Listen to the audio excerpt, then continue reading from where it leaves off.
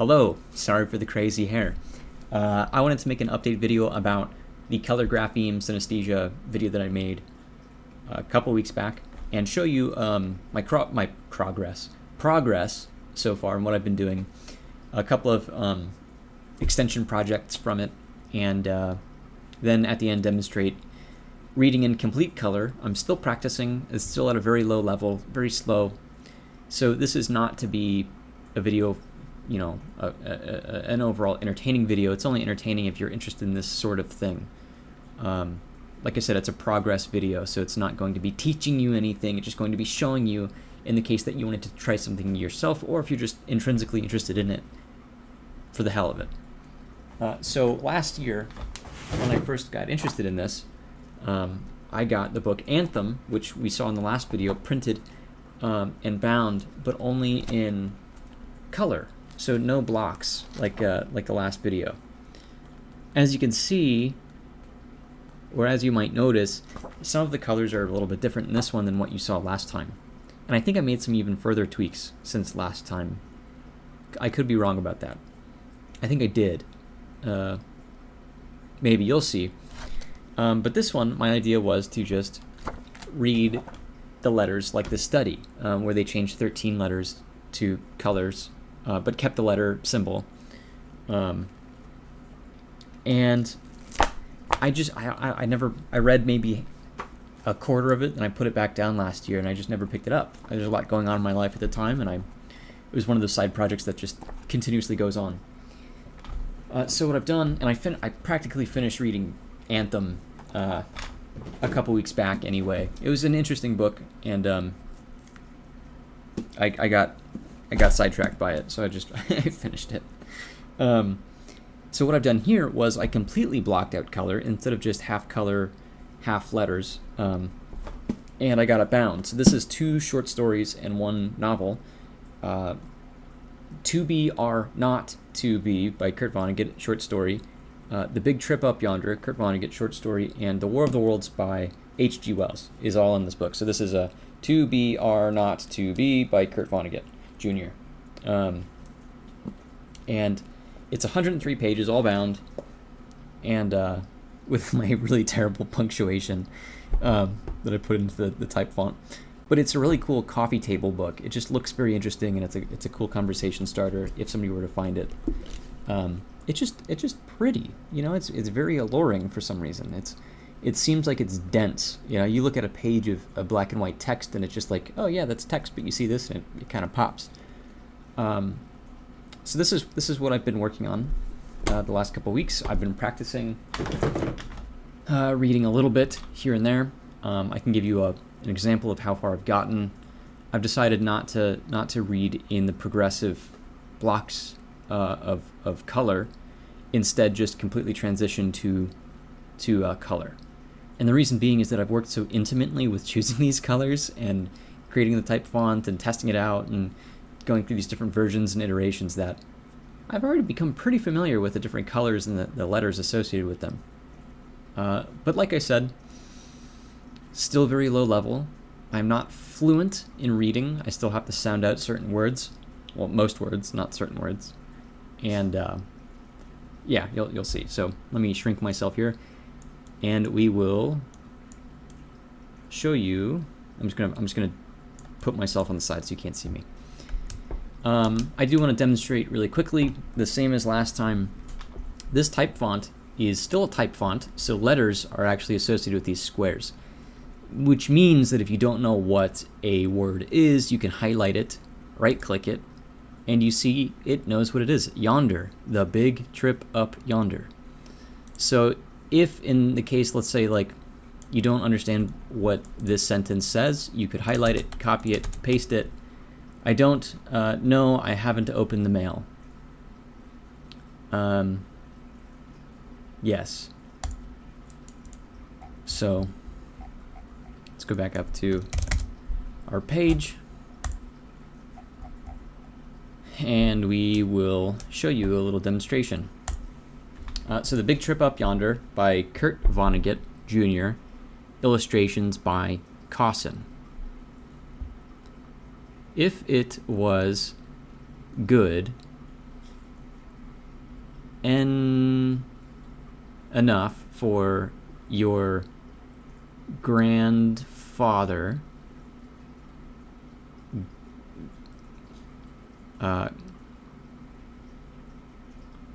forget it. It is much too good for anyone else.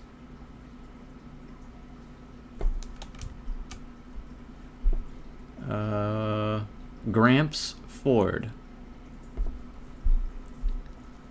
has chin resting on his hands, has hands on the crook of his cane, was staring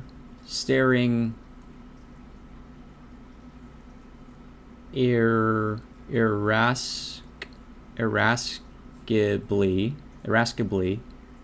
at the 5-foot television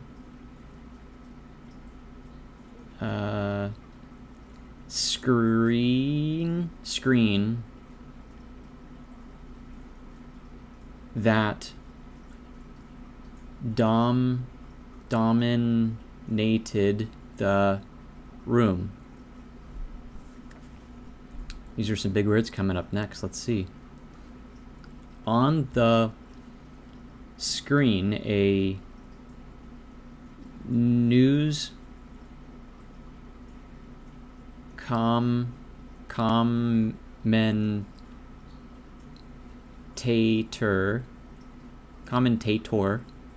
was oh, this is very well. I thought there was a space here. Summarizing the day's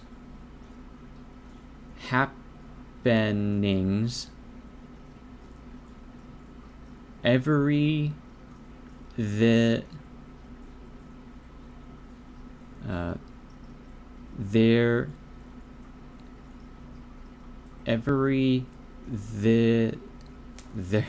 30 seconds or so, Gramps, it's a capital, so Gramps is a name. Gramps Ford is a person. Gramps would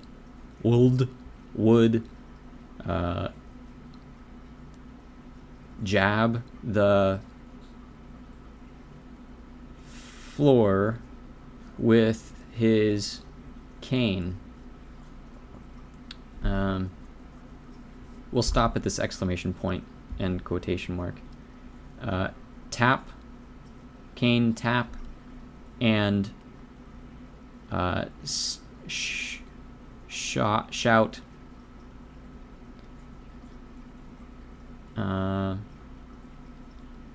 Hell, we did that 100 years ago. Okay. So you can see I've gotten a little bit better at reading it. There's still the awkward nature of putting all the letters together for words and trying to figure out what it says, like should, should. Like we noted last time, that was making me laugh. But you can see patterns in words. For example,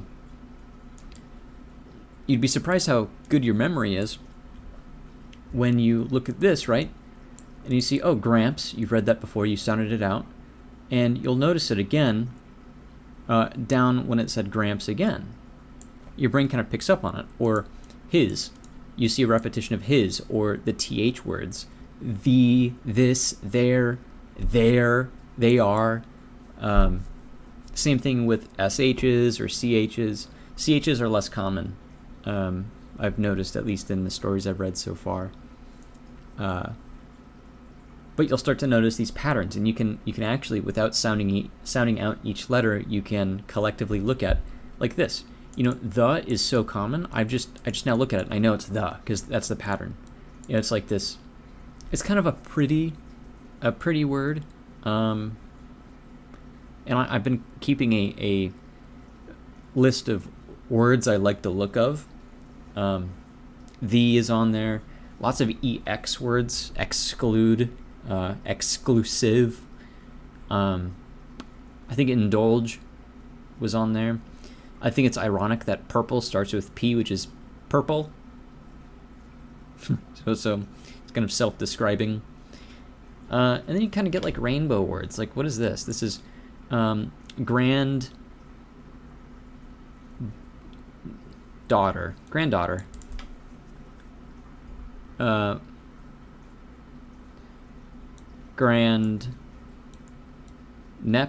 Nephew.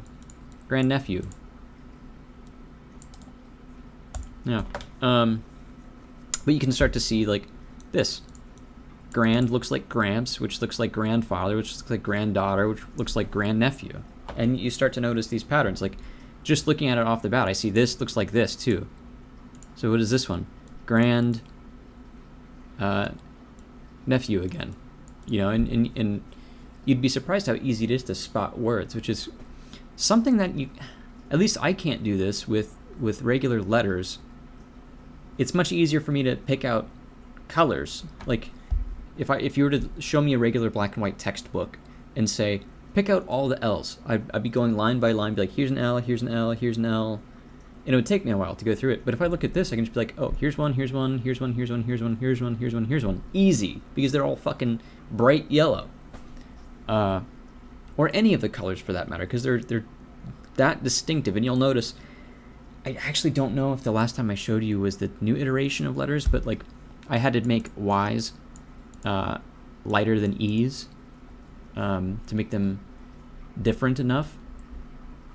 And I think everything works out now. There's a lot of other changes I did. G's are brighter, N's are like a darker color, but it's like more like a sand color. That's an end. N and that's a C right here. COMMIN. Commentator again. I can find a big word like this. See what this is.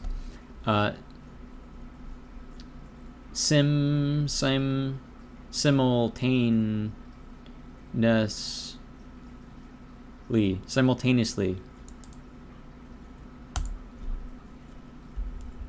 What about this word? Chi. So that's the CH I was talking about. Less common. CHARACT.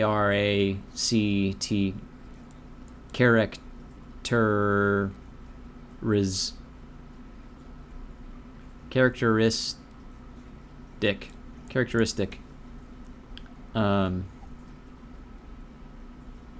It's still a very weird feeling that I'm still trying to put into words. Maybe I won't put into words. I'll put into colors for you. But it's interesting feeling the mind look at colors differently. And you start to spot letters in the sky. The sky looks quite D today, you know? The sky looks like quite I today, or maybe it's an O. Or maybe it's a sunset, and it looks a little bit between a mixture of L's and M's. Maybe it's a little bit darker red, like A, you know? Or if you look, like, traffic lights, green for go, is absolutely G. Absolutely, it's the exact color, G. The stop, red lights, are closer to M's than A's. Stop signs, same thing, closer to M's than A's.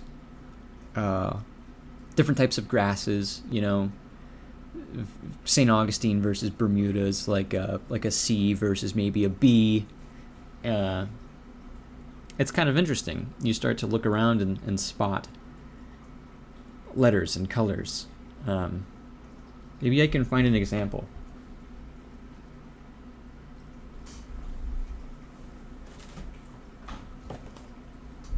Here's a good example. Here, I'll move this to the side. So you can see, is it over here? Okay. So the orange color is closer to a K than anything, and a K is like this. That's a K. It's not exact.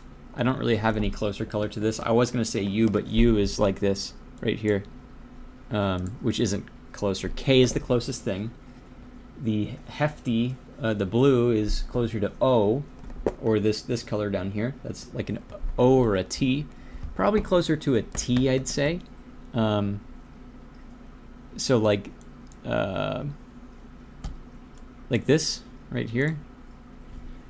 This is closer to a D, as in delta. That's closer to a B. Like this. And yeah. Oh, here's a red. That's an A. That's the color of A. And at the very tip top of this, when it starts to gradient out of this light blue color, it's kind of an I. That's an R, and that's a Y. And it's just kind of interesting to kind of paint another picture with color. So I know, it's so interesting, right? Yeah, that's what I tell people at parties. I tell them about how I'm learning grapheme color synesthesia. No, I don't. That's a joke. I don't go to parties, so I have no opportunity to tell people about this. Yep. Okay. So, oh, I forgot to mention, all these books and short stories are part of a Gutenberg license. So if you were to go to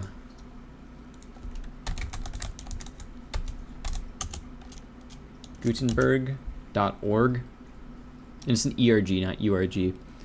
These are all books that you can download. So like I was talking about War of the Worlds or Anthem, To Be or Not To Be. These are all, The Big Trip Up Yonder. So just on the first page here you can see, oh no, it's on the first page. This is science fiction bookshelf. But just on the first page of the science fiction collection, you can find the book site referenced all of them. And so you just click on it, and there's different file types. So if you have an e-reader, or if you wanted to read it online, you can just click it, and here's the book. And it's that easy. And there's a Gutenberg license. So if you're in the United States, you're good to go with downloading and using this ebook. But as always, check the license specifics if you live in another country. But there's tons of books on here. Even if you're not interested in the synesthesia thing, Gutenberg.org is a fantastic place if you like reading books. Or if you want to get into other books. I mean, Jules Verne. I think all the Jules Verne on here. Philip K. Dick. Philip K. Dick is the guy that wrote a ton of shit, but namely in pop culture, A Scanner Darkly is based on a book called A Scanner Darkly by Philip K. Dick. He's an interesting character. He supposedly had visions that would come to him, that he could almost predict the future in certain ways, he felt, as if I remember correctly. I don't want to say somebody felt a certain way if I don't know for sure. But no, prolific writer, nonetheless. I can say that. Extremely prolific writer. All these people were. But out of my favorite, Kurt Vonnegut, he's just fucking hilarious. His stuff is funny. Anyway, that's it.